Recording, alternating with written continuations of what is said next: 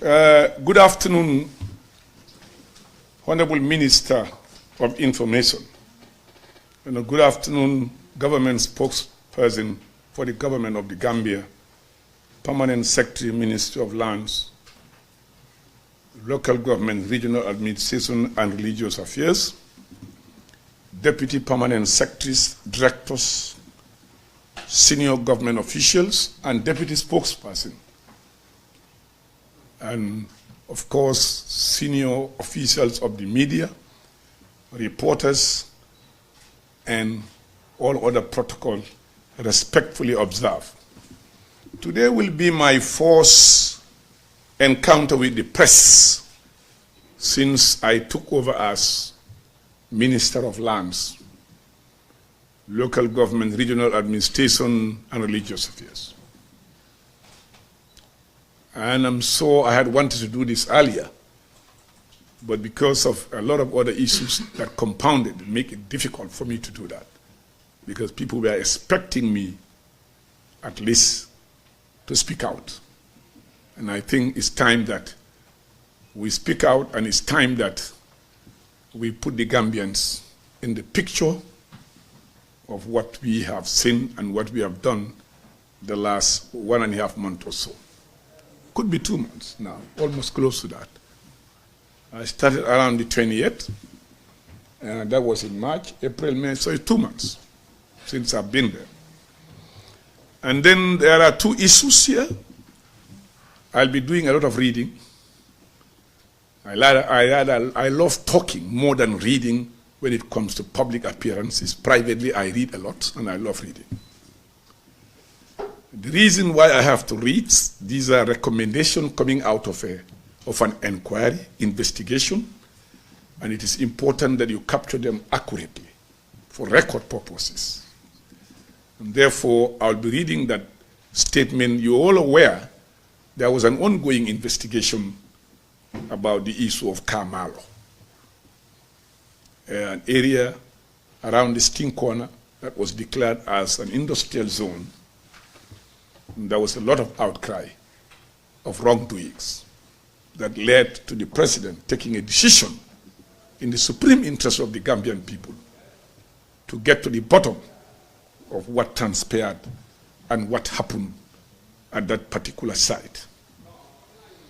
Serving public interest, you're always dictated by public concern. And as a result, the president directed that a committee be constituted to investigate and report back so that we can take decisions in the future to avoid that happening. And those decisions I am going to communicate to you as soon as I finish reading this statement. Now, the public raised concerns about Barton Haldane 2 regarding the allocations around that end. And we will also tell you what the ministry is doing and intend to do collectively together in order to close the gaps and avoid some of the wrongdoings and the mistakes and some of the practices of the past. And this, I will just set the background for you to understand where we are coming from and where we hope to be together as a country. The Gambia is among the 5th most densely populated countries in Africa. Most of those countries, with the exception of maybe Mauritius, few of them have gone into conflict of land and problems, civil war, and the rest of it. And you must take into account too, the Gambia, in 30 years from now, this population would have doubled up. And again, we must understand land does not expand, it contracts. Once you give it away, it's gone. It never comes back. And again, you must also understand that it's one of the most important commodity in or asset for any country anywhere in the world. and that all the countries that have taken off on development have instituted strong land policy, strong, transparent land policies, including the United States. All the countries that have moved on quick development have managed their land well. So we are at a crucial stage now as a country. We either do it now, hard facts, move with vigor, decisiveness, courage, get it done for our children and our grandchildren, or we fail woefully and subject our country to chaos. Today, the United Nations, the World Bank, the UN, rather, ECOWAS, AU, all these countries, their prediction on Gambia's next crisis will be on land. Our next crisis will not be politics if we don't manage our land. The fight would start and our country will be in trouble if we don't manage our land. Because the way it is being used, the way it is being managed, we all agree, the whole world, not only us, that it is not properly managed, not properly utilized. Therefore, we must take the bitter pill. It's not going to be an easy job. It's not going to be an easy task to address it. It will be a hard one. And I remembered Obasanjo telling me in 2000, we were in the villa having dinner. He said, Honorable Bah, when he was forming the AFCC, the Economic and Financial Crime Commission, he said, when you fight corruption, corruption fights you back.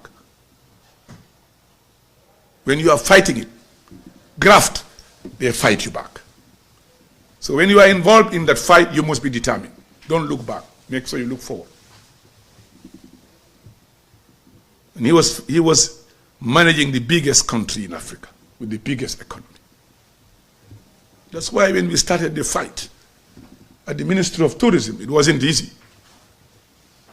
They even have to sponsor people to write a petition to the National Assembly. Some of them calling me now, we want to come and tell you why we wrote a petition, who told us to write, but I say I'm not interested.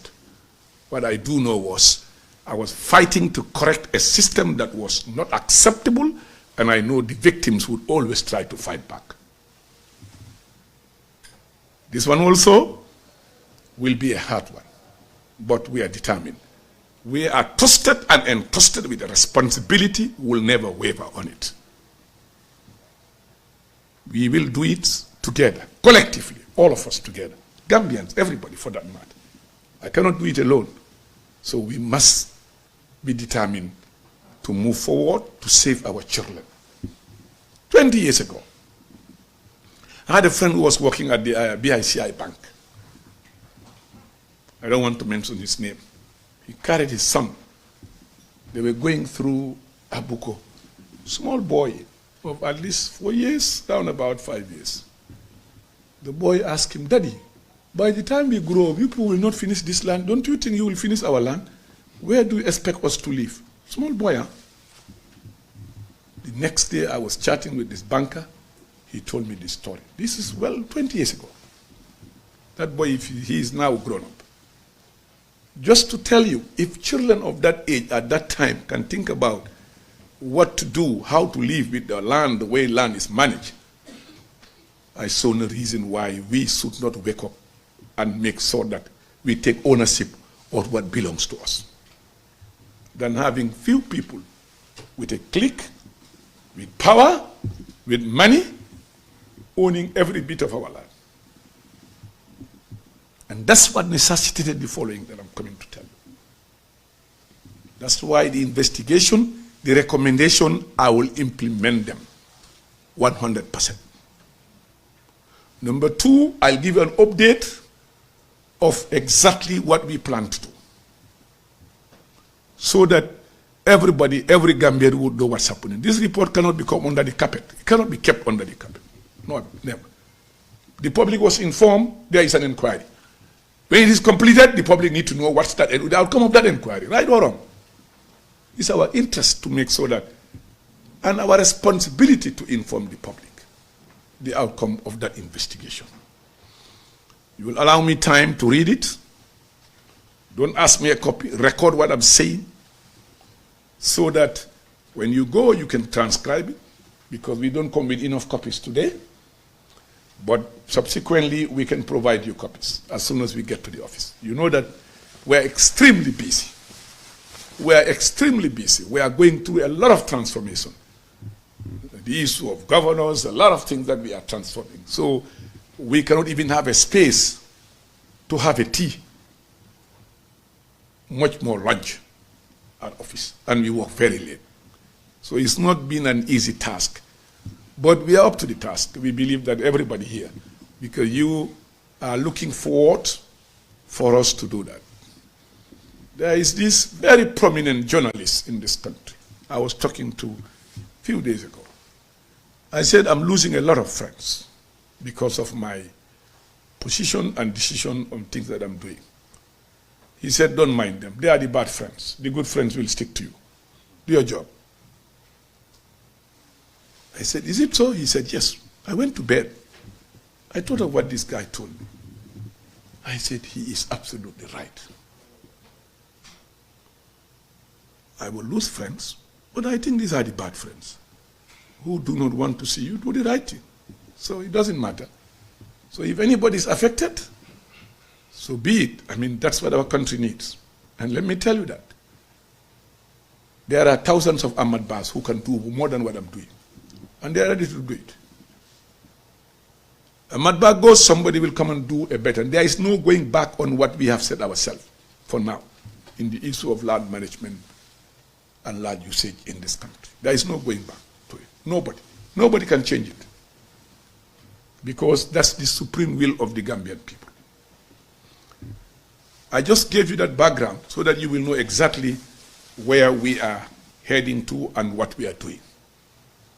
And I'm willing to answer questions as much as possible. Government spokesperson and chairman of this meeting, and the Honorable Minister of Information. Honorable Minister, I congratulate you warmly. You have started a job, a task that we need in this country and in this government. We have done so much which is not known. We have done so much which is not exposed. Of course, some few media houses have been trying their very best to portray the things that we are doing. When we are wrong, tell us we are wrong. But when we do good, please tell the good. Let people know. That's how you get respected. That you should be balancing your reporting. And that you should be able to speak out. And also, you have to share respect with people. Being a journalist, having a microphone and a pen doesn't make you super extraordinary. It makes you servant of the people, serving the people in the best of manner, with all the respect and dignity those people deserve. And I think once you know the danger of this pen, what this pen can cause, it can cause the death of millions of people in Rwanda.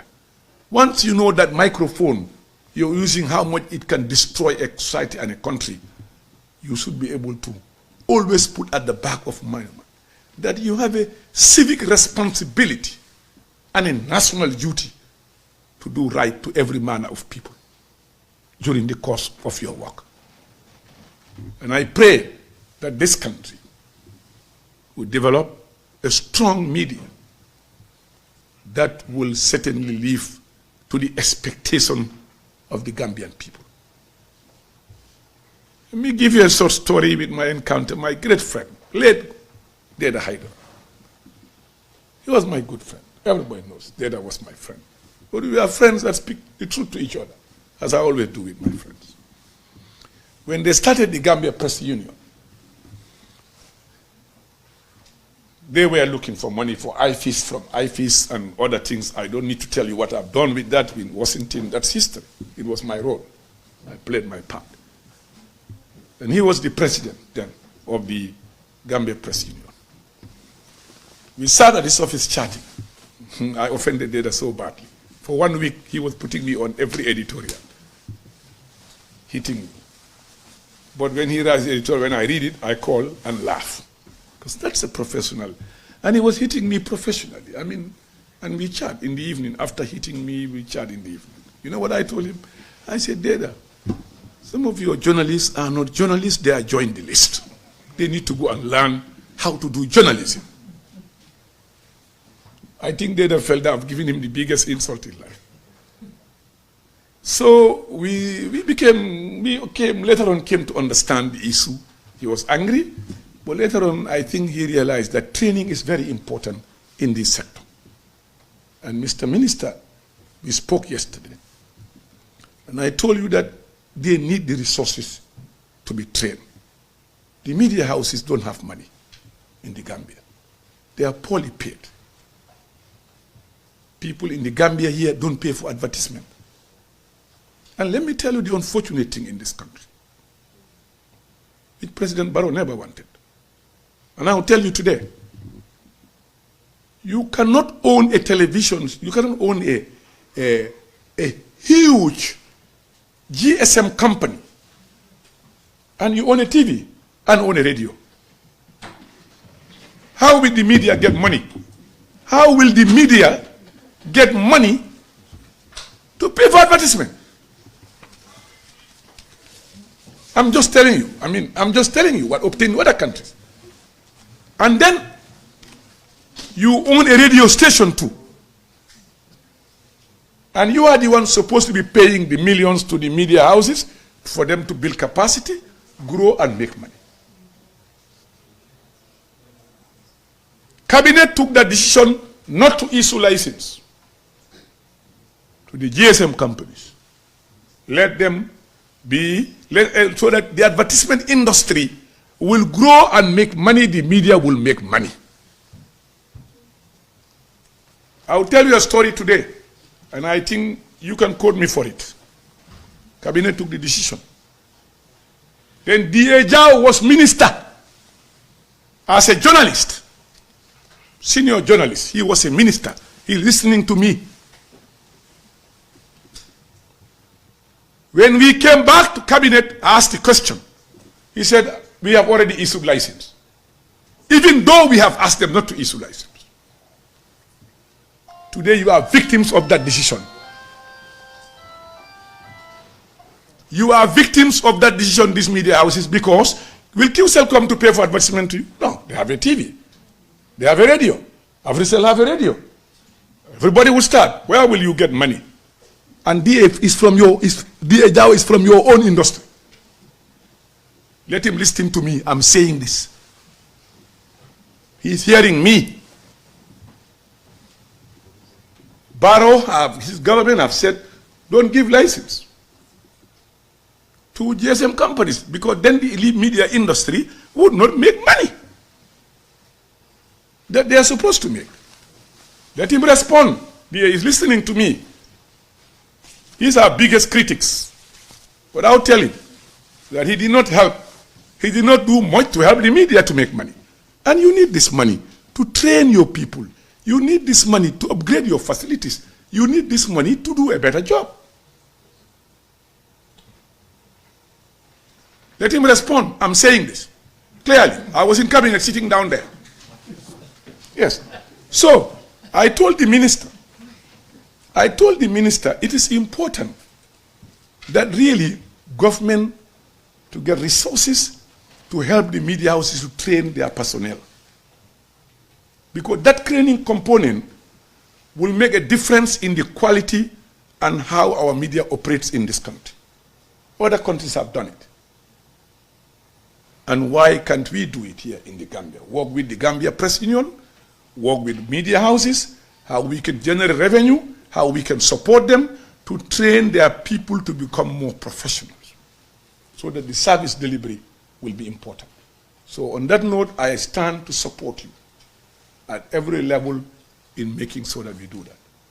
And that's why the president directed me a few weeks ago to make sure that the media houses, some of them, are giving land because they are paying too much of rent from where they are operating. And I've already directed a unit within the Ministry of Lands to handle that process, to make sure that we provide land for these media houses to reduce their cost of rent annually. And I am going to implement that request the President forwarded to me. I will do it, inshallah. Now let me start. The preamble, just for a minute. Listen to me, please. Put your tape recorder on. In the third quarter of 2023, a multi-sectoral task force was formed to review the allocation of demarcated plots of land at Kamalo Industrial Layout.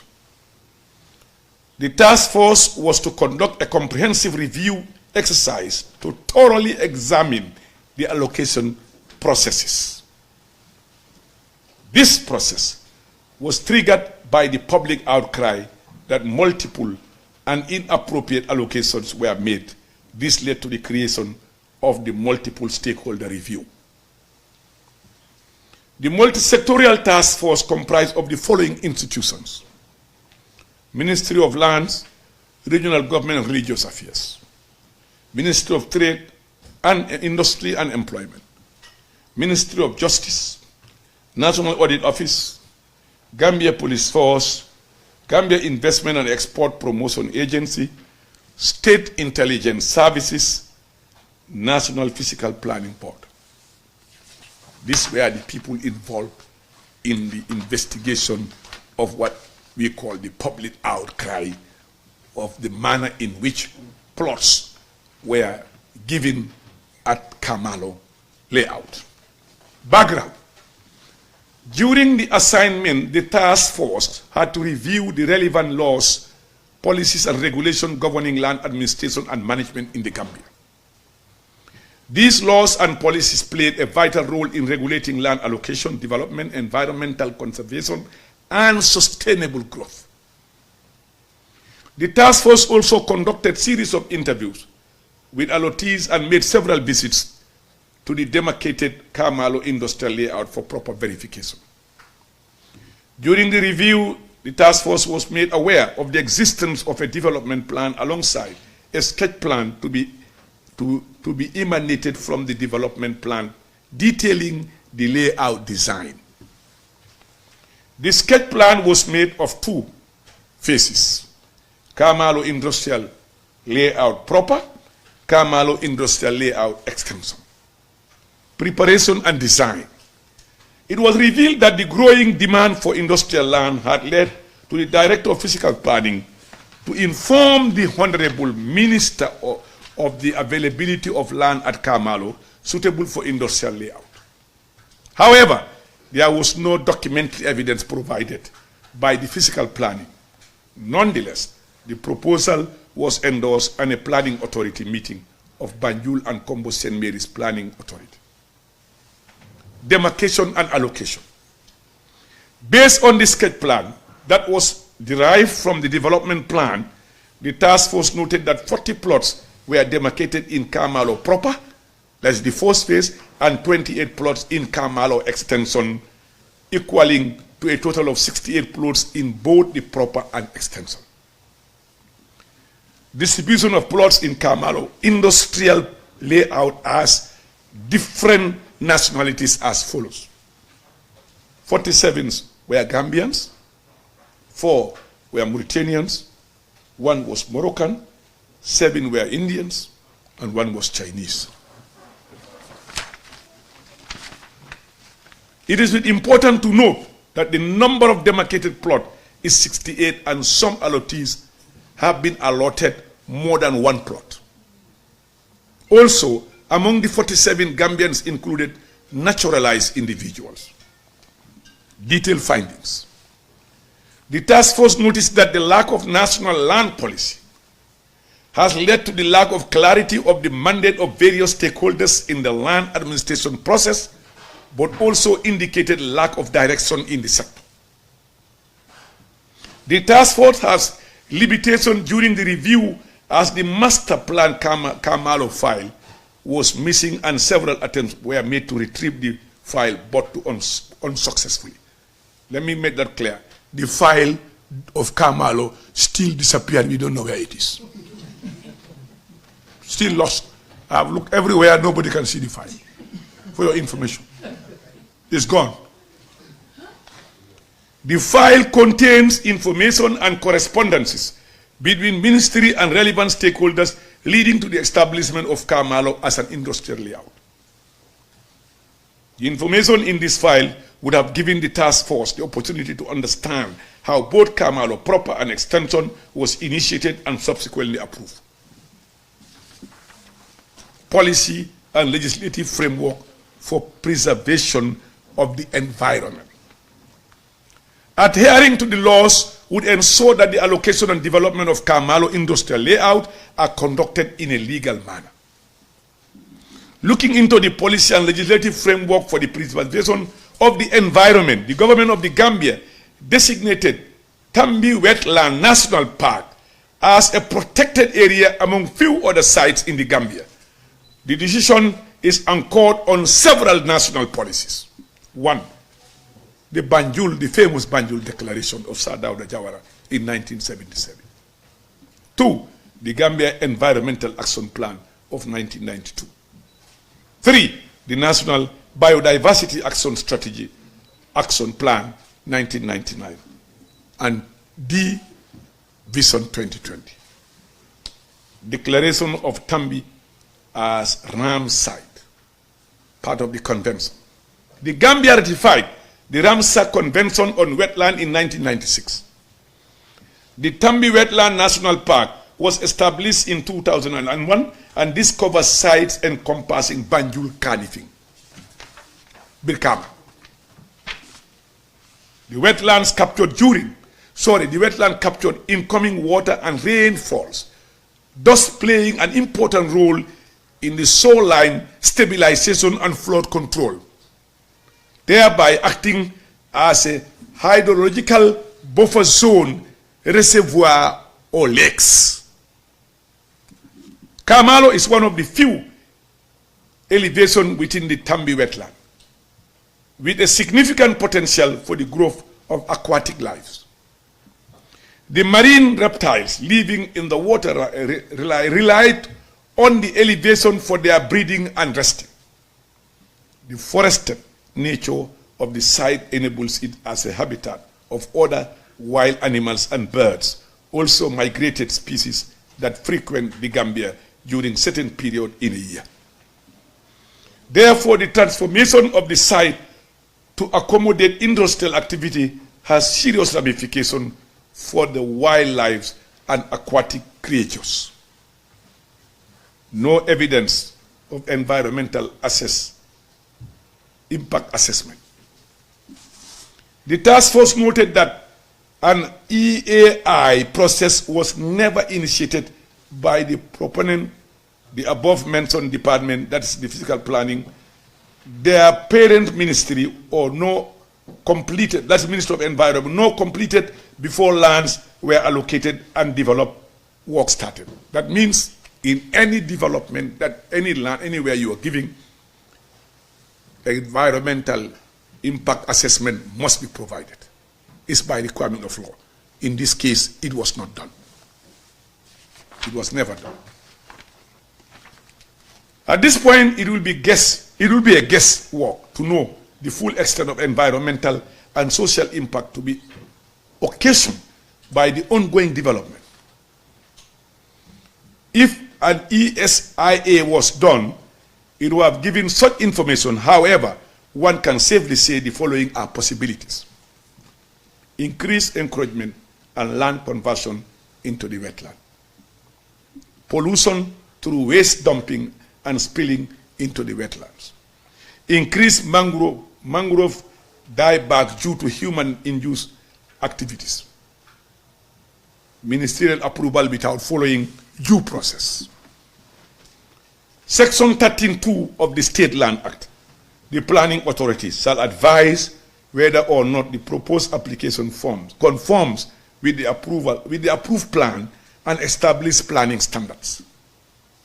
Section 14 of the State Land Act for the states, the department shall, if advised that the proposed application conforms with the approved plan and establish planning standard, submit the application to the Minister for approval.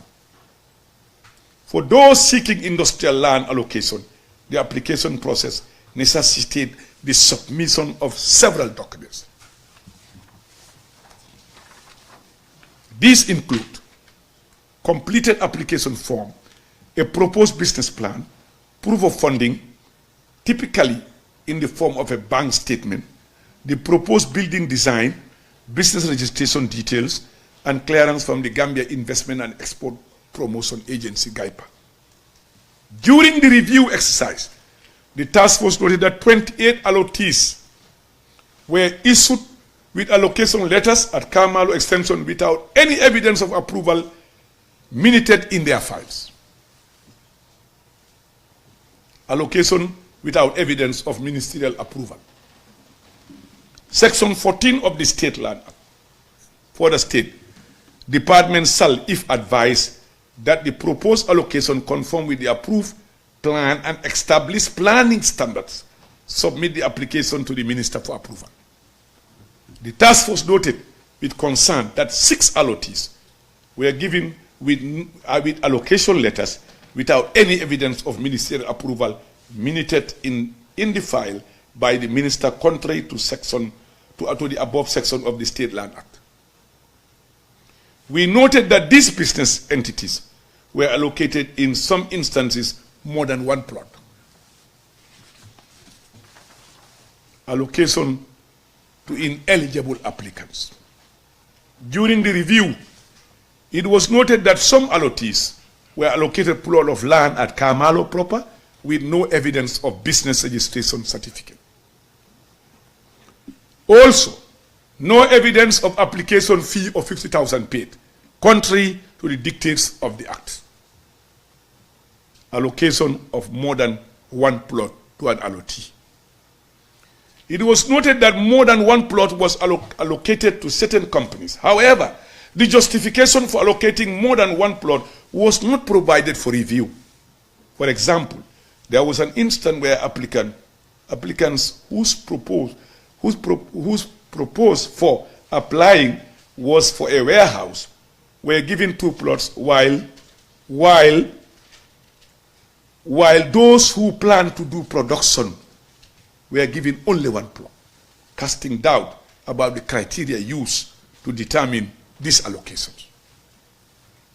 Summary of allocation abnormalities. In summary, the task force discovered a lot of abnormalities in the allocation process of Kamalo Industrial Layout, and these are as follows. Ministers' approval without following. Minister approving without following due process. Allocation without evidence of minister's approval. Allocation to ineligible applicants. Allocation of more than one plot to an allottee.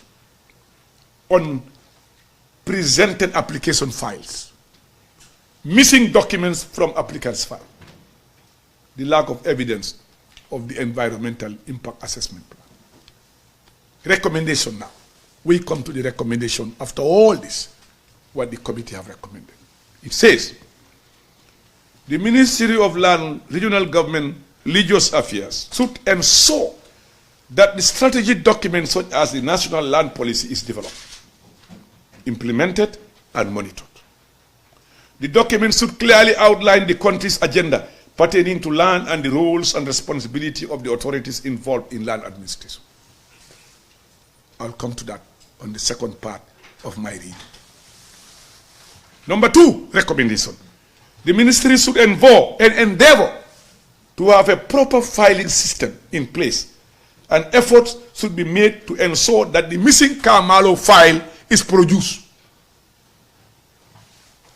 where we will get more evidence of some of the wrongdoings and concerns of the investigatory committee. We are looking for the file. I don't know whether it has been turned to ash or is still alive somewhere. We'll try to get it. 3, the decision to make Kamalo an industrial layout should be reconsidered as it poses serious adverse environmental challenges, as most of the investors have projected to build heavy industries on the site.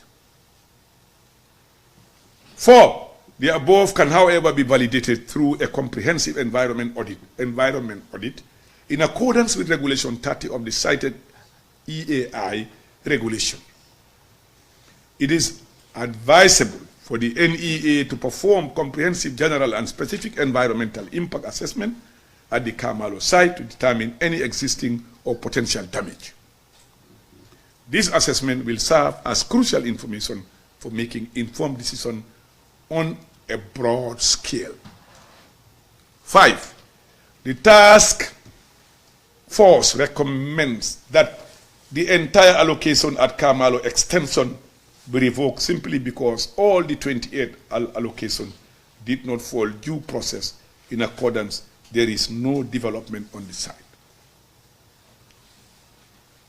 6. There was no evidence provided to the committee that environmental impact assessment was conducted either by the ministry or the allottees before allocation was done. Therefore, the opportunities associated with such an important assessment was lost due to the ministry's failure for not complying with its relevant laws. 7. The task force recommended that those allocations without evidence of ministerial approval be revoked.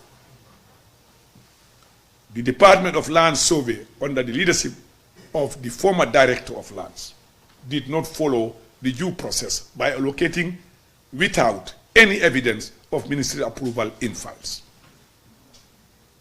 8. In the absence of a business registration certificate and receipt of payment application fee, the said allottees should not have been considered for allocation. As consequence, the committee recommends that their allocation should be revoked based on the following, or the foregoing. It is evident that the Department of Lands and Survey, under the leadership of former director, did not properly scrutinize the submission of the applicants before allocation. Number 9, the task force recommends establishing clear criteria policy for allocating multiple plots to an individual in the future. This criteria will serve as a transparent and accountable yardstick to determine qualification and enhance the allocation process to be fair and just. In the absence of a clear criteria, they should forfeit the other plots to the state. Number 10, the task force recommends establishing clear criteria policy for allocating multiple plots to individuals in future. This criteria will serve as a transparent, accountable yardstick to determine qualification and enhance allocation process to be fair and just. In the absence of a clear criteria, they should forfeit the other plots to the state. Number 11, in the case of one physical planning staff, I don't want to mention his name, no ministerial approval was made. Well, in the case of one individual, for his allocation, I don't want to mention his name, no ministerial approval was obtained, and the task force was unable to ascertain how he received a photocopied allocation letter. Consequently, the task force recommends that any allocation lacking ministerial approval be deemed to be invalid and revoked. Number 12, additionally, the task force further recommends initiating administrative sanctions against particular staff at the Department of Physical Planning who presented a photocopy of allocation letter to the applicant and devised preventive measures for similar incidents in the future. 13, the task force recommends that allocation that was a particular company to be revoked. In fact, this person came to surrender his property even before investigation was completed. It further recommends that the Director of Lands should be held liable for recommending the applicant by ignoring the professional advice of a senior officer at the Physical Planning and Housing.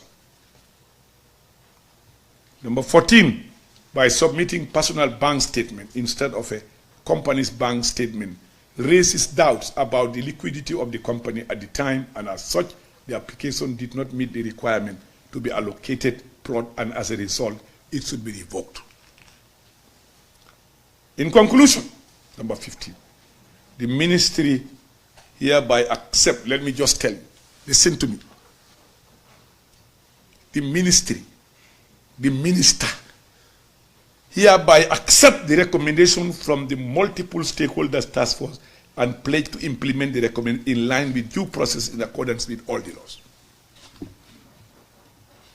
Therefore, it is conclusive. In fact, the entire plots of the extension will be nullified, will be cancelled, and all orders that have fall short of the recommendation here will be revoked as recommended by the task force. And we'll set up a committee to make sure that these recommendations are fully implemented to the letter. And I'll be part of that committee myself. I'll be part of that committee myself to make sure that the recommendations here are implemented to the letter. Now, coming back on the second phase, just quickly, because time is running against us, but just allow me just to read this one, and that will give you a comprehensive idea of where we are heading to, where we need everybody on board. Because there has been some shortcomings, the lack of policy, lack of strategy, we felt that you cannot run a huge ministry like this without a policy. Since independence, Ministry of Lands have never had a policy. I wonder how you can manage a ministry or institution without a policy. You know why? The policy dictates the strategy. That's why when I was the Minister of Tourism, the first thing I did was to develop the cultural policy, which became operational by 2018, 2019. And I developed the tourism policy. Because when you don't have a policy, there will be no strategy. You will just be walking ad hoc. You have no sense of direction. How can you have the most important commodity in our country with no policy since independence from subsequent governments? Where are you leading us to? You are leading us to chaos. No doubt the UN and the World Bank believe our next crisis in the Gambia will be on land issue, because there is no sense of direction. Now, this ministry, challenges and importance of land. The Gambia is among the least developed countries in the world, ranked 175 out of 189 countries, according to UN Human Development Report 2022. The recent household poverty survey shows that 54% of population are below the poverty line, and poverty highest in the rural areas. The Gambia is considered to be one of the most highly densely populated countries in mainland Africa, with a population density of 245.5 people per square kilometer and a total land area of about 11,000 square miles.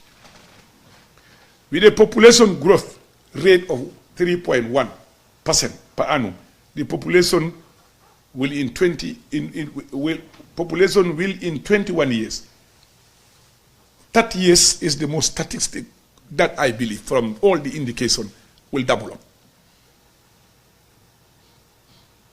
It has one of the fastest urbanization rates in sub-Saharan Africa, accounting for almost 58% of the country's total population.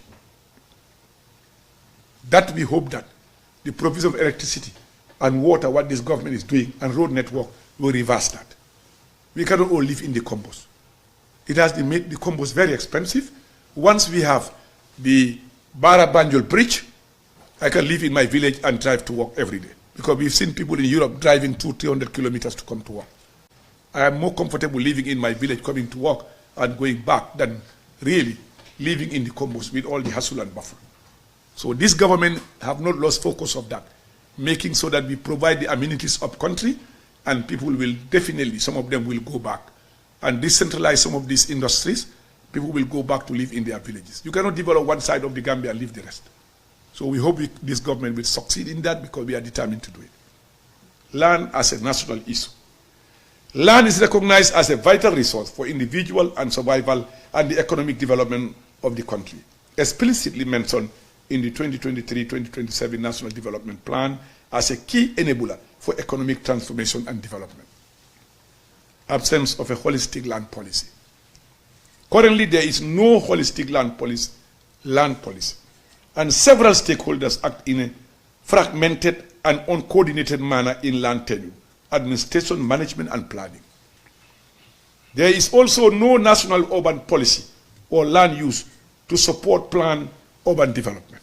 Sad to see that, very sad. Dual land tenure system.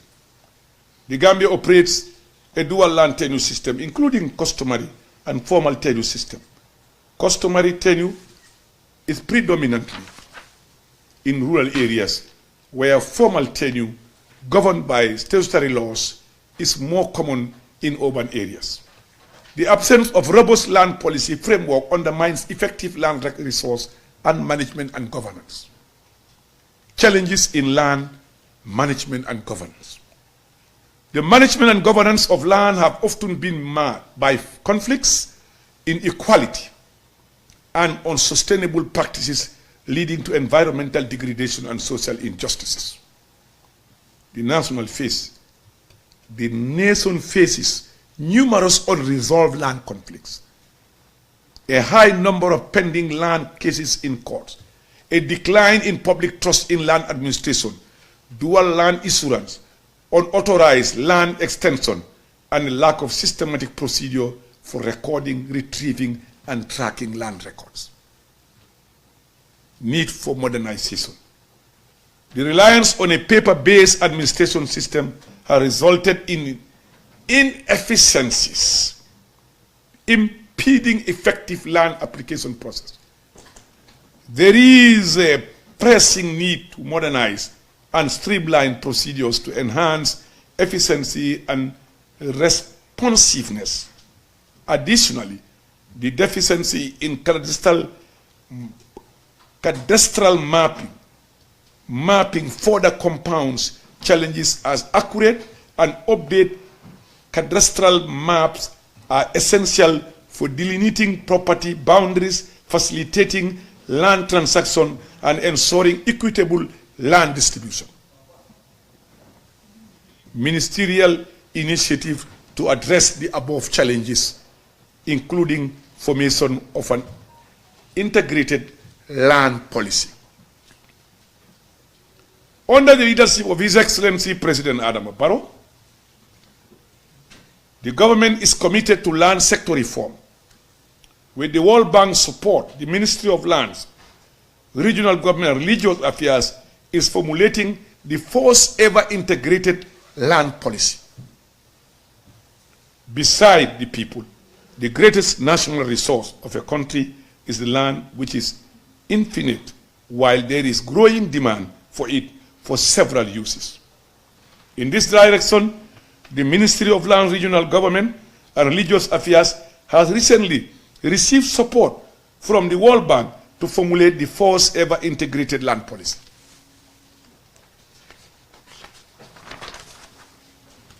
The policy formulation has begun, and currently 2 consultants, national and international, are already employed to support the process with the ministry and other national stakeholders.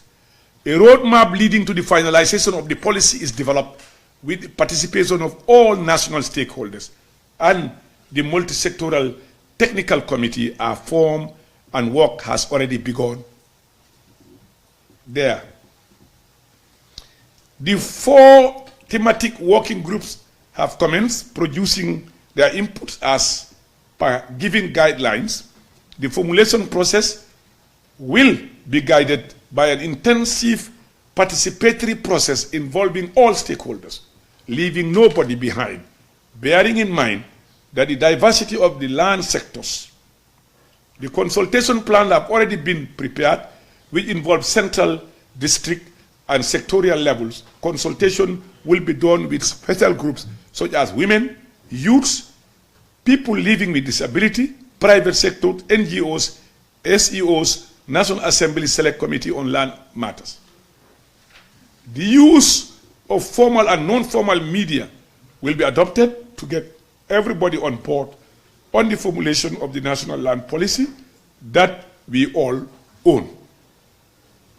Special effort will be taken to ensure diaspora participation in the policy formulation in order to further enrich the national discourse, views, and voices on the land policy. The policy formulation involved extensive stakeholder participation and focuses on the following: formulating an inclusive, gender-sensitive national land policy. Number 2, conducting systematic demarcation and land registration. Number 3, establishing a digital land information system. Number 4, formulating a land use plan. Establish mechanism to standardize land management processes and procedures at regional and national level. Of recent, we have realized that the process and issuance of land demarcation procedure varied from one region to another, even at the national level. In our drive to address such mayhem, we have received support from the UNDP and will soon embark on a standardization of the land management process and procedure, thereby ensuring uniformity, conformity at all levels. It is our conviction that once such mechanisms are adequately put in place, it will help address some of the land challenges confronting us. The general public will be adequately sensitized on such mechanism, which will lay down standard processes and procedures to be adopted by alcalos and sefolos at all levels. Capacity building initiative. With World Bank support, the ministry hired an international consultant to conduct a capacity assessment and develop a capacity building plan for the land administration sector. The consultant conducted thorough examination of the ministry's structures and processes. It assesses the entire structure, from the various departments under the ministry to municipality and area councils, district chiefs, and the relevant institutions that collaborate with the ministry, and highlights areas that require attention and resources. The capacity building plan proposed a comprehensive roadmap designed to develop and enhance the ministry's capabilities to meet its goal by improving skills and competence, strengthening its structures and processes, and ensuring sustainable development. Governance and decentralization. The policy and legal reforms. Pursuant to the ministry's vision to be the platform for effective and efficient local governments and services delivery, plans are on the way to undertake a comprehensive and inclusive policy review and update the decentralization framework and local authorities.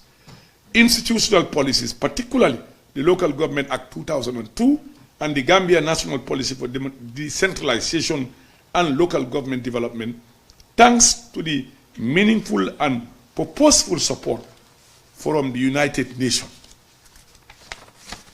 Development Program. The Directorate of Lands and Decentralization will soon embark on key comprehensive review and thorough assessment of decentralization instrument and capacity needs of local government sectors. Given that this act have been amended several times, and in a bid to streamline the conduct and procedures of the regional administration and service delivery, in consonance with the national policy and program, there can be no better time now to revisit the act. In line with these goals, the Directorate of Governance, with partners and donors, will review a consulting firm to be hired to lead the consultative process across the country with key stakeholders in order to sensitize them, but more importantly, to obtain their inputs and ensure ownership of the policy instrument. An inclusive legislative development process will be promoted, ensuring the participation of women, PWDs, and youth to participate in the revision. Some of the initiatives include capacity building of the newly elected councillors. Capacity building for councillors is essential. We believe that the training program will enhance their roles and responsibility, ensuring effective local governance and harmony between councillors and administrative arms. Capacity needs. A capacity assessment will be undertaken to develop a prioritized capacity development plan for the ministry and local authorities. This will address technical, human, infrastructural, and financial needs.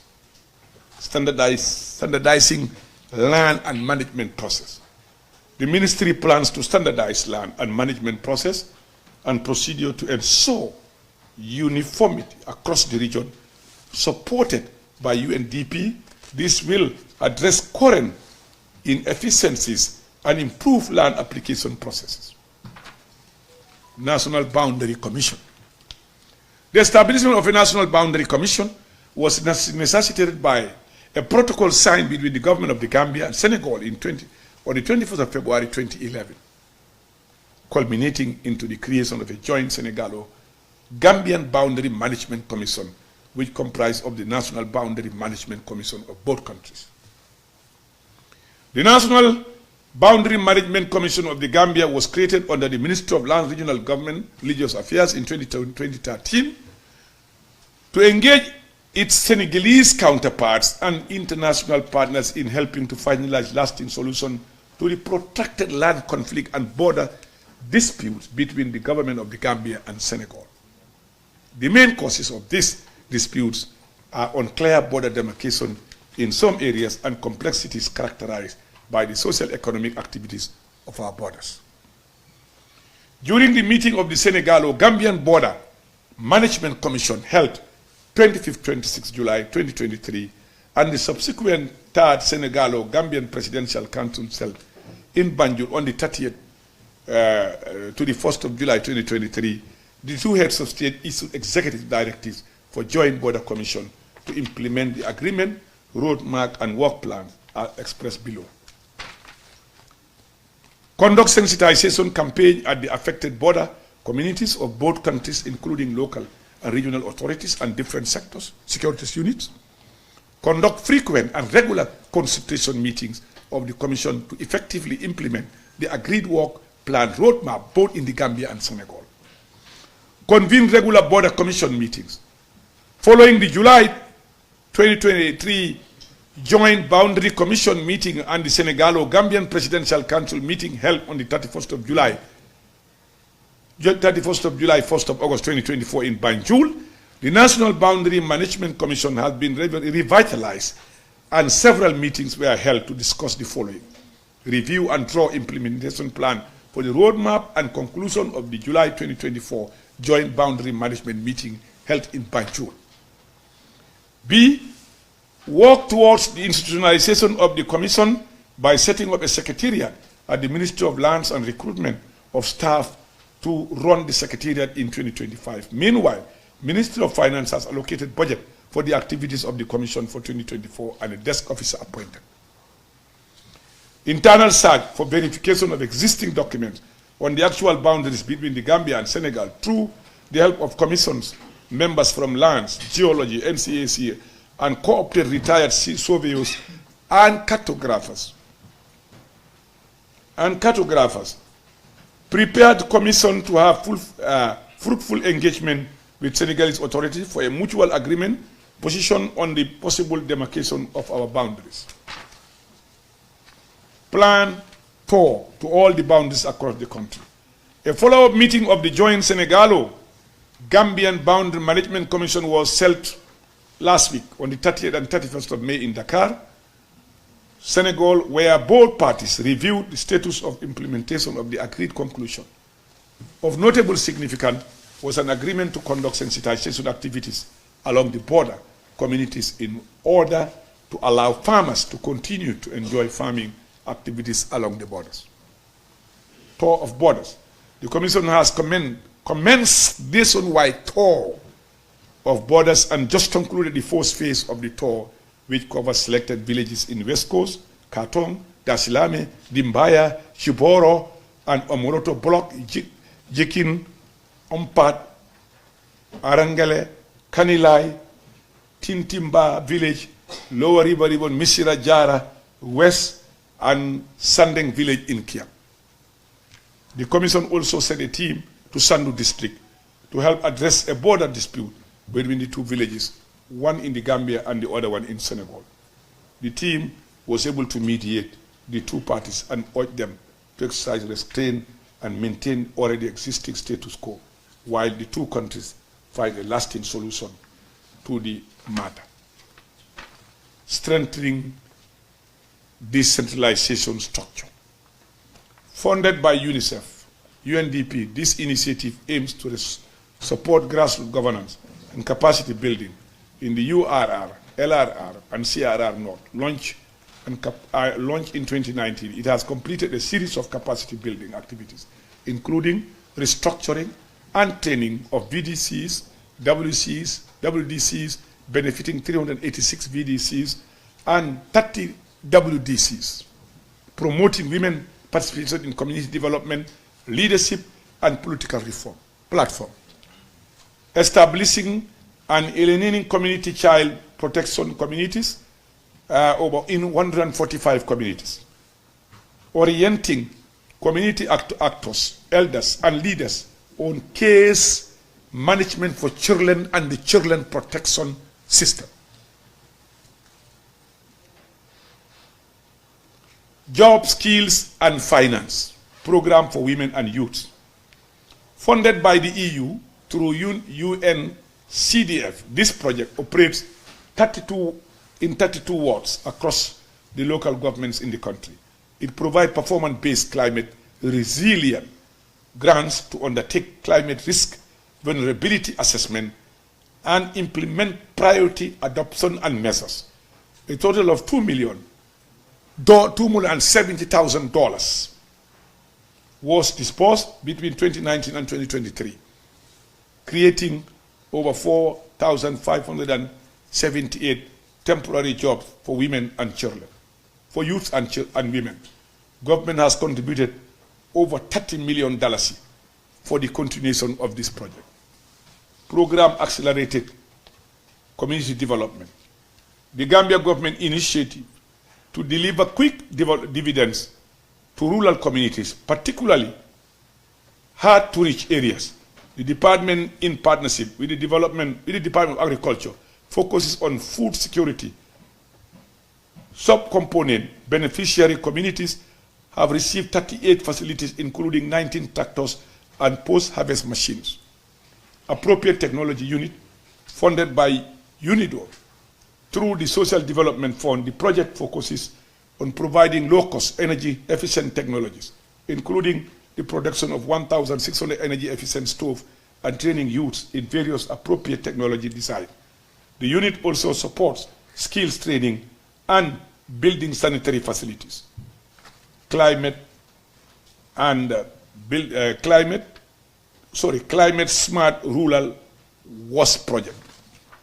Funded by ADB, this project designed communities, latrines, trained artisans to address open defecation. It coordinates the construction of 40 industrial latrines in schools, health facilities, and other public areas. Support to small ruminants production. The department provides capacity building training on groups, management, and governance for beneficiary and monitors the operation of facilities. Gambia Social Safety Network, in partnership with NANA and the Department of Social Welfare, this project provides unconditional cash transfer to 16,966 households in 20 districts. A follow-up to the project. The Resilience, Inclusive Skills, and Equity Race project is in the preparatory stage. Cross-border initiative, in partnership with IOM and FAO, the department supports border communities in promoting coexistence and addressing their priorities. Key affected communities include Dasilame, Jiboro, Koto, Misira, Tambanding, and Sinchubara. Just a quick one. Yesterday I had a meeting with the estate agencies in this country, their executive unit. Day before yesterday, I received a lady. civil servant, came to my office, said, Minister, I want to see you. Say, you don't have an appointment. Say, I don't think I need an appointment, Mr. Minister. I understand nobody gets appointment coming to you. I want to see you. She insisted on seeing me, and I saw her. She gave me a paper. Her mother, her father, her brother, all the money they had in life, they bought a piece of land from an agent that can never show them where the land is. All their savings went in vain. Immediately, I ordered the estate agency's executive to come and meet me the next day. Couple of weeks, they have already sought for an appointment. We met them yesterday and have given directives. We cannot wait for the law. We'll put in regulation to regulate them. From Monday, they are starting to, I'm giving them 2 weeks to produce list for them to be gazetted, and we will deal with them according to law. We cannot let that continue in this country. Scamming people, taking money, selling land that does not belong to you will end. And we have to ask a question. Let me tell you, why that when you steal a car, you go to sell it to Sankare. When Sankare is caught, you, the one who stole the car, and the one who bought it will be arrested and charged. Why when someone sold you land that does not belong to you, him or her, you are never taken to court? Why in this country? Why? You rob people of their saving in their life, and then you go scot-free in the streets. Why those families continue to languish in poverty and dismay? That would end. And I've told them I want the regulation in 2 weeks. We'll gazette them and we'll reinforce them in court of law. They will be dealt with. Whilst we will, during our World Bank conference, I've seen what other countries have done. I've told them we will conduct a study, we'll send them for study to go, compare, and we try to establish a law in this country to protect the consumers at every level. Everybody comes up with an agency, starts scamming people. That has to end. There must be rule of law in a country. We can't allow people to be breaking the law and get away with it. And let me tell you that. The sad story you will discover. 80% of all our cases in the courts are on land. Will you believe that? You know why? Everybody who has the car, I'm not referring to you, want to be in the land business as lawyers. And let me tell you, one of the biggest grabbers of land in this country, count members of the legal fraternity #1. Let them, I'm saying this. Yeah, let them hear me. I mean, I'm saying what is in my heart here, what I've seen. And let me tell you the second thing. They will talk about human rights when somebody is arrested. They will insult the government. You are doing this human right violation. When our land is being robbed, they never utter a word about that. When our children and our land property is being robbed and taken by all other means and all other schemes, they never talk about the right to land. They only talk about right to freedom of speech when a journalist or somebody is arrested. But the people being robbed of their most important commodity, they will never talk about it. For small issue, they say go to court, because that's how they make the money. Yeah, it's a fact. We call them to join us in the formulation of this policy. And that's why, that's why when we had the committee, the committee on this policy, the bar association was leading it. Somebody told me it should not be the bar. I say leave them there. Let them lead the legal, that aspect of the committee. Let them lead it. Let the bar lead it. Then they will come to know what's happening. Look, you cannot wake up one day, take our land, using all sort of means, impoverishing us. It has to stop somewhere. This country belongs to all of us. I am not perfect. None of us is perfect. But we must be seen to be doing what is right for our country. I think basically for me, that's what is important. And let me tell you, in the ministry, the World Bank have provided us $2 million to train 100 university graduates. Mold them, take them to the best universities. They can take over this ministry gradually for future administration. It's the only way out. We need men and women of skills and knowledge who are trained, and we have to invest in this, in the human development, of capacity development of our people. We have to invest in it. And when you do that, you must pay them what they need to be paid. These are technicians. If you can pay the lawyers extra, why don't you pay people with specialized skills in the system of government to retain and maintain them? The attrition rate is high in most part of our government system because the specialized people with special skills and knowledge are not being remunerated to suit their needs. And therefore, everybody wants to build a healthy family. When they have a better offer, they will go. So I believe that after all this training, we need to see how we retain some of these people in the system. And those 100 Gambians will be selected professionally, and they will be trained. And I believe that once we phase out the current ones who have institutional memory, who have the knowledge, they will guide them. By the time they reach certain level, those people would have been in a position to take over this country's policy and program with everything in place. You can sit in the office to know where land is available, who gave land for what, why was that land given away. That's the time we take full ownership of our country. Not when the minister can just call Fateh Demba, okay, we give you this land, and that's the end of the story. We have to end that. That has to end somewhere. As I said, the journey is not going to be easy. It's going to be difficult because there are serious big people, a lot of guns, a lot of money who are going to be affected by our future policy. So we are expecting more petition from them because they will go and sponsor petition in the assembly everywhere, thinking that they can detract us or change our opinion and mind and direction. They will fail woefully. And I think, as I said before I conclude, President Barrow has given us 1,000% support in this process, unwavering support. And every day he said, I am 100% behind you, Honorable Minister, let's get it done with your team.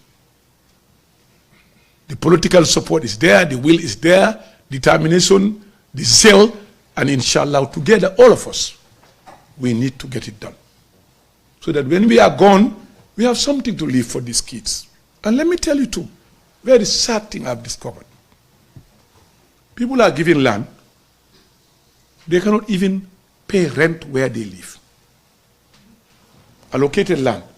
Next 1 hour, they go and sell it to somebody, pittance. Wallahi. And they end up having no house, no land.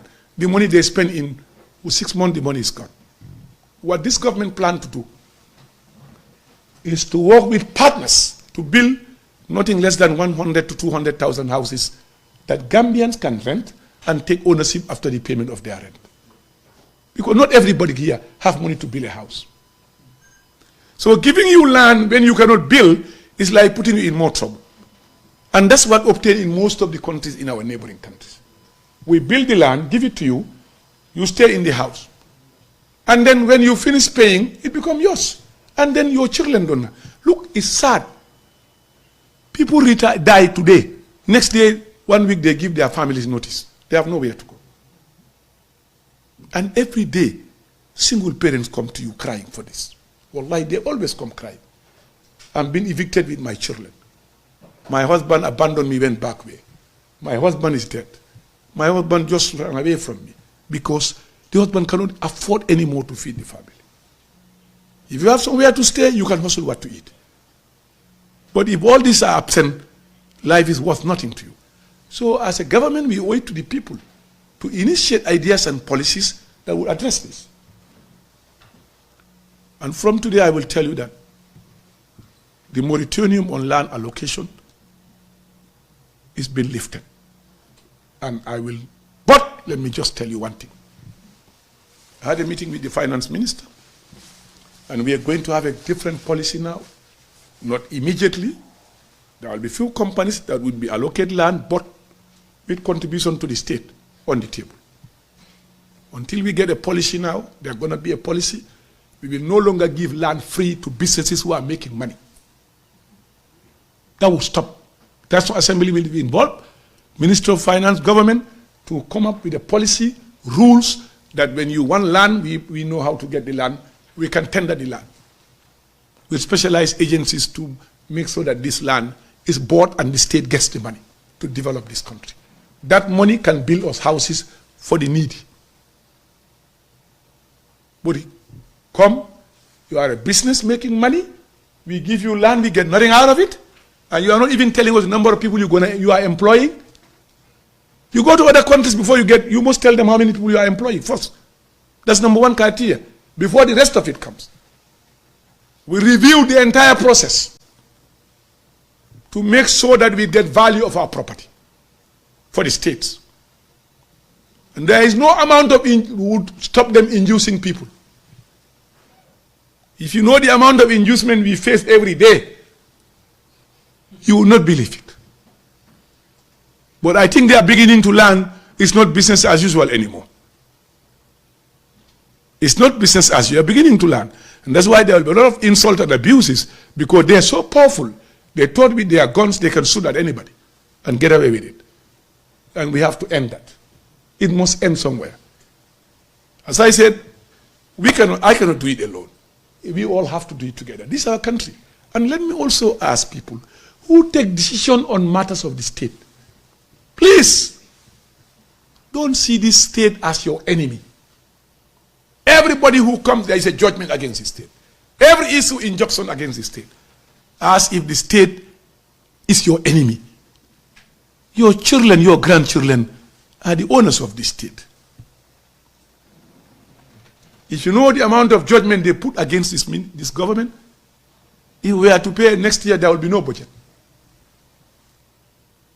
Let those making decisions in institutions, courts, everywhere, understand that the state belongs to all of us. You hate Hamat Bah, anything government, bam. You don't like anything government, bam. That has to end. This country belongs to all of us. Hamat Bah will go and leave us here. And the Gambia will remain. Jawara is gone, Jammeh is gone, the Gambia is not still here.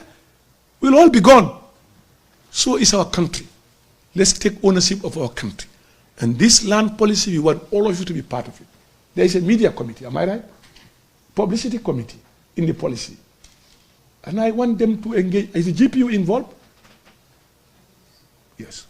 So we all have to take ownership of the policy that we will guide you when we are not here. That you can all refer to and have pride of saying, look, that's what we did together, all of us, for this country. On that, Mr. Chairman, it has taken too long. I have 2 engagements outside. One of them is family issue, the other one is official. What's the time now? 1:30. 1:30, yes. I must say my wife is going to make her today. My sister is going to make her today. I have 3 appointments at the office. So I would rather allow that we limit the question. Thank you very much, Honorable Minister Hamat Bah from the Standard newspaper. I have 2 questions. One on the report on Kamalo. I think it's a very extensive report, and the recommendations are great in terms of course, ensuring that there is transparency and accountability in the allocation of land. But what I haven't had is the issue of holding those who are responsible of those illegal allocation to account. Are you going to hold them to account, those who are responsible for those illegal allocations? The final question is with regards to the issue of land allegedly allocated to the president.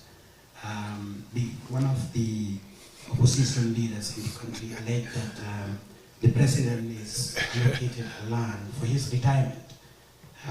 He wants the president to explain that. But as the Minister of Lands, thank you. I want you to explain if you have... Let me just come straight, so that we can save time. The last question, I'm going to give very appropriate response to my brother Usainu Dabo.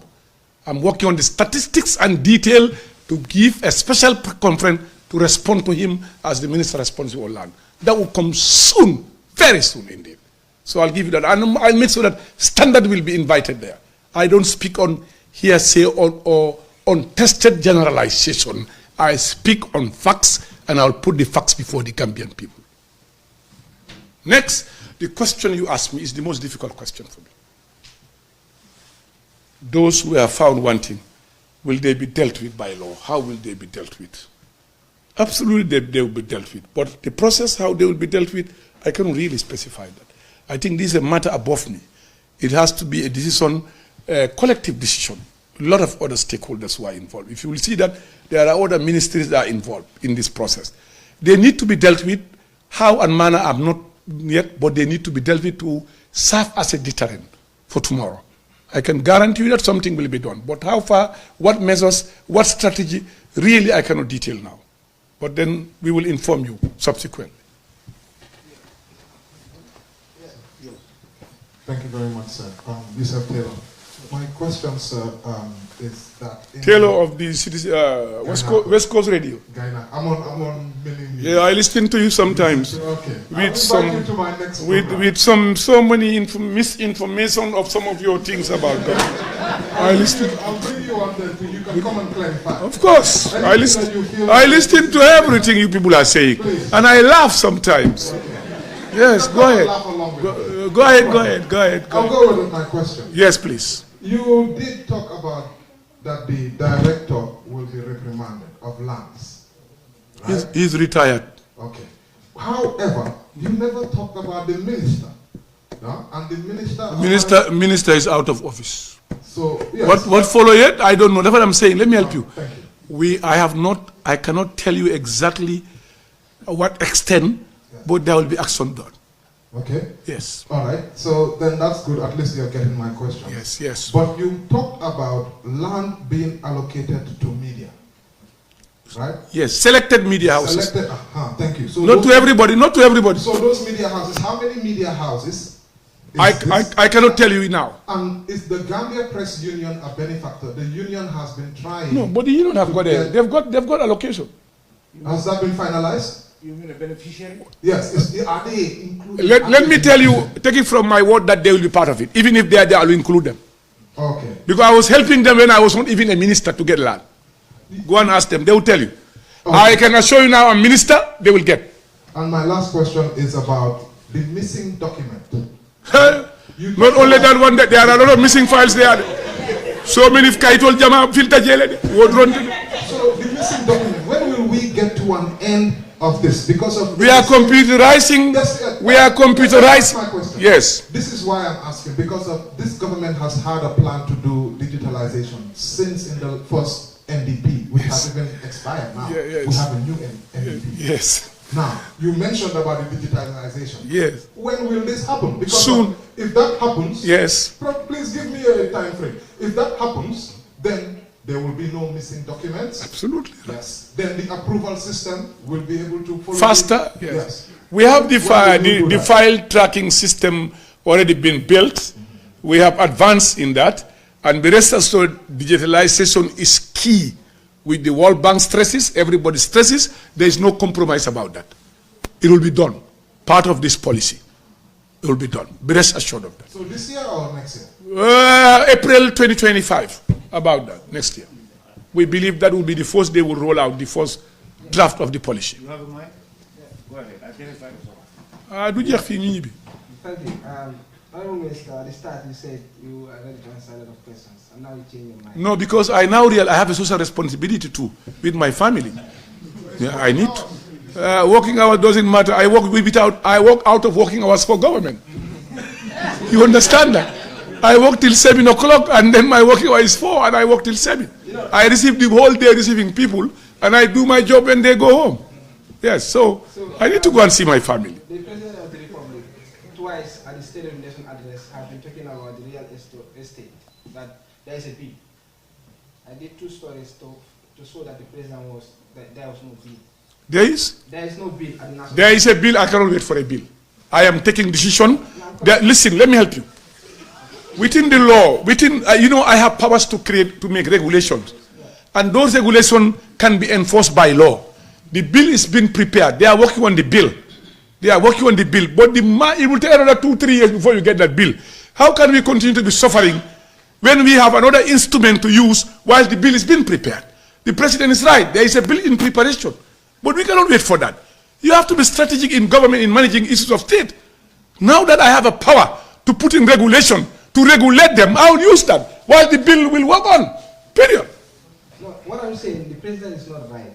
The president is 100% right that there is a bill. Wait, I'm coming. He's right, there is a bill. No, I did a story. I went to the ministry. That was before your appointment. You are just new there, sir. I went to the Ministry of Justice. There is no bill. So, for me, I'm looking at it. There is a bill in preparation, my friend. Okay. And legislative matters are based on different stages. Okay?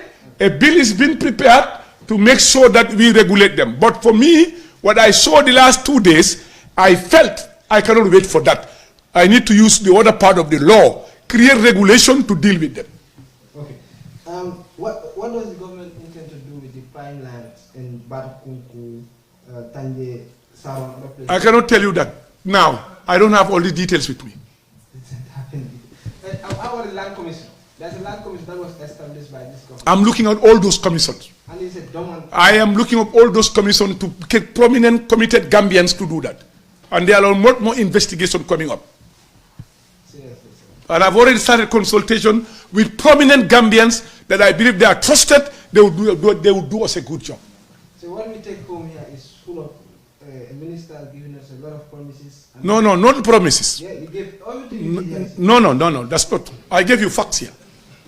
The statement I gave you is not facts. No. Coming out of an inquiry, is that a promise? Recommendation I've mentioned to you, decision I've mentioned to you, is that a promise? I ask a question to you. Is that a promise? Yeah, it is. The facts that I gave you here. No. The facts I gave you, is that a promise? These are facts written by investigators who came out with recommendation. Who said it? Is that a promise? Thank you. Next question.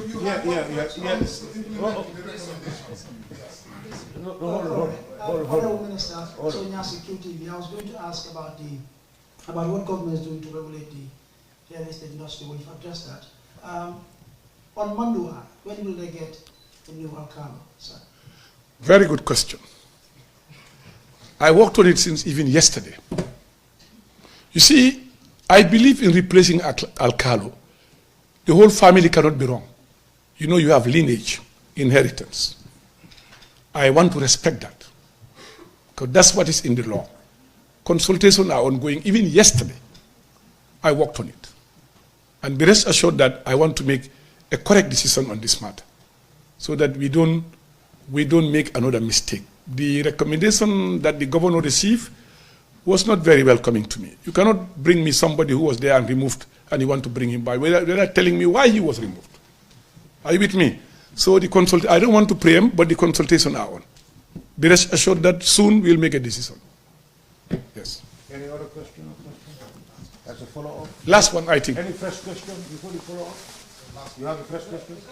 No, I don't have a question. I just want to appeal to the Honorable Minister.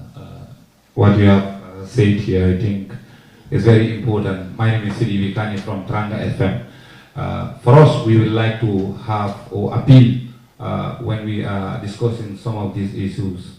I'm appealing we use the national language, because most of our listeners, what you have said here, if we want to translate all those to them, it will be very difficult. Though it's our job, but it will be very difficult. But if they can hear from Honorable Minister himself in the local language, I think it will help us a lot. If you know the pressure I'm going through today in life, you will never subject me. You will never subject me to be on the radio in Wolof and Pular and Mandinka. Wallahi, it's too much. I can tell you that.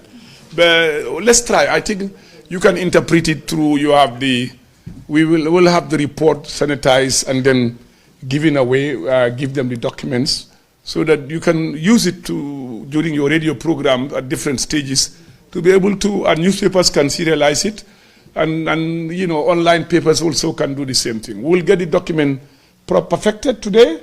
And government spokesperson and the Ministry of Information will have the documents to distribute to to different agencies and media line who want to have it. I think that would help you to do that, really. That's what I was going to say. It's going to be very difficult to transcribe or try to report based on the long reading. So Safi will send me a copy, and sometime I will distribute it to everybody, every media house. You'll have the copy. In subsequent press conferences, however, you are at liberty. If you want to ask questions in Mandinka or Fula or Wolof, I will answer. Yeah. Even now, if somebody wants to ask for the benefit of your listeners who want to hear Fula, you know, or Wolof, you're more than welcome to that. Yes, sir. Thank you very much. Take this mark. Oh. Very magnanimous again, as I must say. Thank you. My last question on this, on your part, I do have some other questions if you guys will stay. The Car Dealers Association, they were set to have a press conference with us and they invited us. But we understand that you intercepted them and you had a meeting with them. Now, how has that gone? Because there was, obviously this predates your ministry when they were allegedly, apparently awarded a land area where they could do their cars and stuff because of there has been so much Operation Clearance. I don't want, excuse me. Tell us where you are. I don't want to get to all what you are saying. I know more than you think I know about. But what I can tell you is, I stand to help them. Give them a space where they can sell their vehicles. In every country you go, most countries have traveled.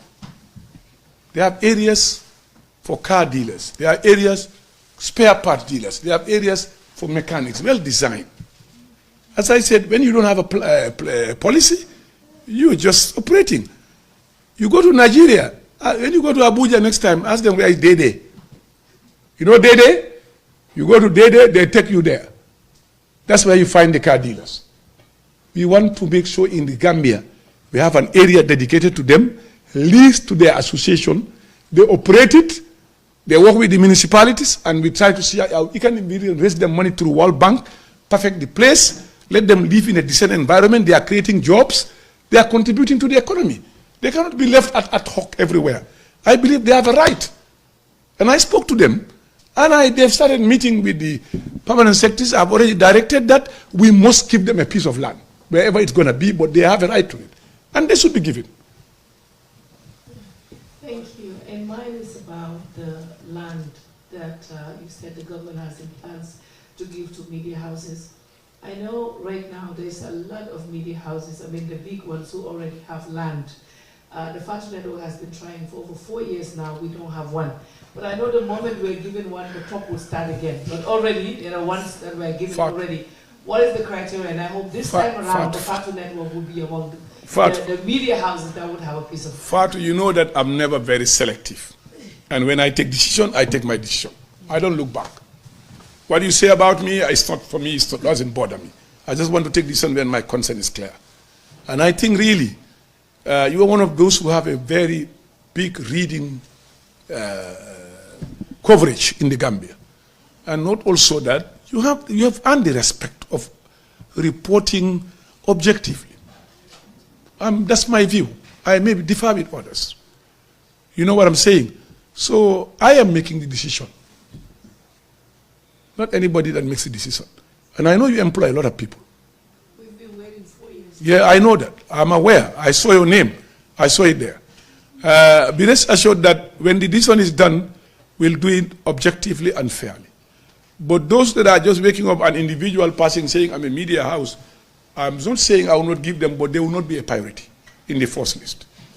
But those that I know that they are established, particularly the print media, some of them have been paying very expensive, exorbitant rents. And it's not fair on them. When they have a stake in the country, they are also contributing, even though we may not agree with them in most of the things, but I can see that it's their right to be given a piece of land. And we'll give them. The president have asked me, I've already had it before he even told me I wanted to create what he called the Fleet Street in London. He knows about the Fleet Street. You know about the Fleet Street in London. I want to create the Fleet Street in Banjul, in the Gambia here, where all the media houses, except the television who may have a class when they are close together with their network, whatever, but the other ones, the print media, we will try to get them at least to be in one place. You find everybody. There will be a street exclusively for media houses. So we'll treat you fairly, Fat. Be rest as you will be treated fairly like any other media house, including the Gainako.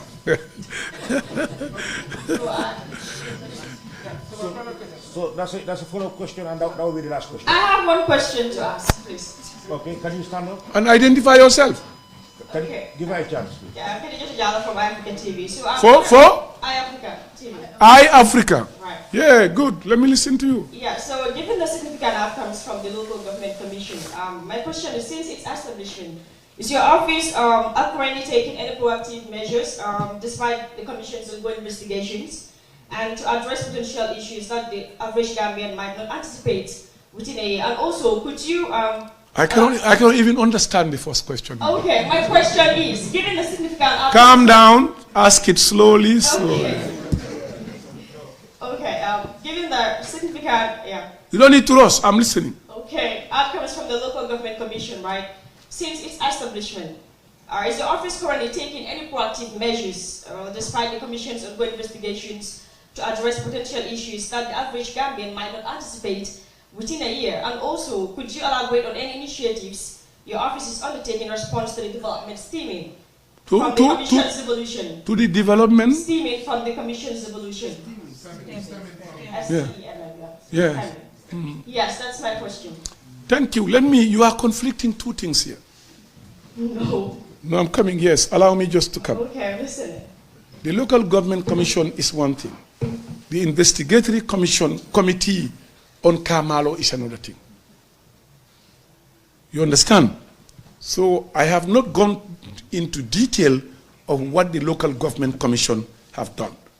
But I have an intention to dissolve it and bring a new one with more energized Gambians to do a better job. That is my intention. Yes.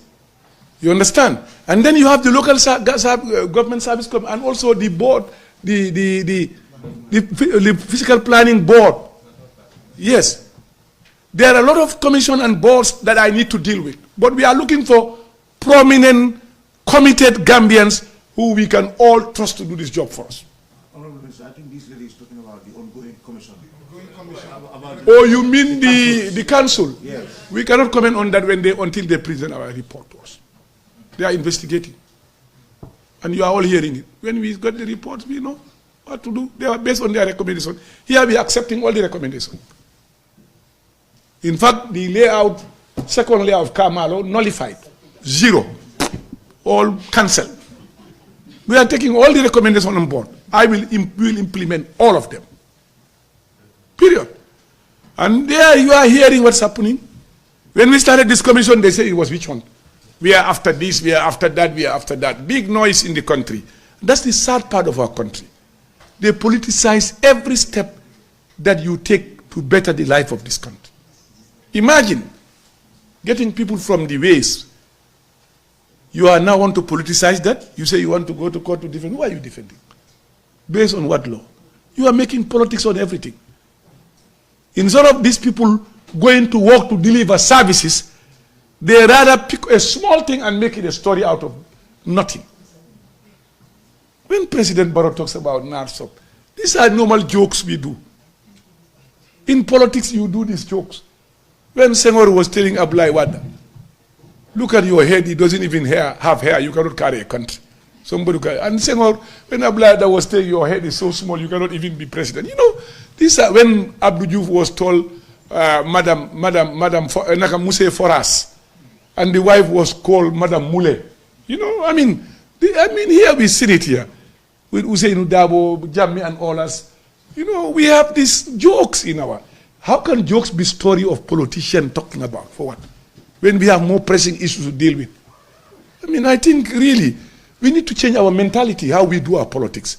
These are traditional jokes among ourselves. We all do it from here and there. You know, so really, I think the way we are going in politics really leaves a lot to be desired in the Gambia. The Gambian people deserve better politicking than the type of politics that we are hearing now. What is NARSOP? Pol soap. Bitiki pol bagini. Is that harm? Bitiki nar. Bitiki pol. Is that a crime? No, when I listen to the Rio here, people talking, I feel really bad. We should be above those type of cheap things, really. I think that's the end of it. Yeah. So for me, it's about. I think. Tell me your name. No, I did it earlier. Yankuba Jallo, Foraya. Oh, you are from Foraya. I know you. Yeah, I know you. Go ahead. So the question may be answered by you or Dr. Sisi. Yeah, you can answer it. Yes. Yeah, the issue of appointing chiefs, and the government is appointing, and the chiefs are performing the serving as president of district tribunals. You know, they are politicians. They are appointed by the executive. Let me put it that way. They are appointed by the executive. Are you telling me chiefs are politicians? No. Withdrawn. Thank you. Yes. What I'm saying is they are appointed by the executive to perform judicial functions. And then we are looking at the spirit of the constitution, separation of powers. And most of the time, the decisions that they are taking, if it gets to the courts, every time they are losing. The chiefs, so because most of the times their decisions are based on things that you know have nothing to do with the case. So I'm looking at, the question is the government thinking about that line, the constitutional reform, the reforms, the legislative reform to address that issue, to take the appointment of chiefs from the executive to a man of judiciary? Let me help you, young man, very handsome man, lovely and handsome. Let me just help you. You see, the chiefs have dual functions. One is the normal administrative area of their district. The other one is judicial based on traditional values, norms and conventions of our society. Those can be interpreted based on traditional rule and practices and procedures, like marriages, like things like land dispute, border place, all the rest of it. They don't preside over criminal cases. They don't, not anymore. But issues that are traditional, you know why they are driving that power from? From the very constitution you are talking about. And that's where when you read the constitution, you have to read it on both sides, not on one-sided issue. The constitution of the Gambia accepts Sharia. And these are matters of Sharia, inheritance. They can deal with matters of inheritance because your own constitution that you're talking about has recognized Sharia, have recognized Sharia courts. So why are you questioning their ability to adjudicate on matters of Sharia, marriages, inheritance? Yes, but these are inheritance. When you say inheritance, my father owned this land, you own this land, we said it's all inheritance. Your Sharia recognize that, and your constitution you talk about recognize Sharia. Minister, who appoints the High Court judges, the Supreme Court judges? The Supreme Court judges are appointed by the Judicial Service Commission, confirmed by the President. So the President has to confirm the appointment. Even the judges that deal with the laws. The Supreme Court judges, these judges, all of them, High Court judges, the Judicial Service Commission recommend appointment, and the President just confirm. See, when you are President, go and see the Constitution, it reads. He has a right to appoint anybody to perform any function he deemed fit as President of the Republic of the Gambia. It's a provision in the Constitution. You are not speaking to a novice in the Constitution. Huh? I think that brings us to Thank you, young man. of this press conference. Appreciate it. Can we hear you, young man?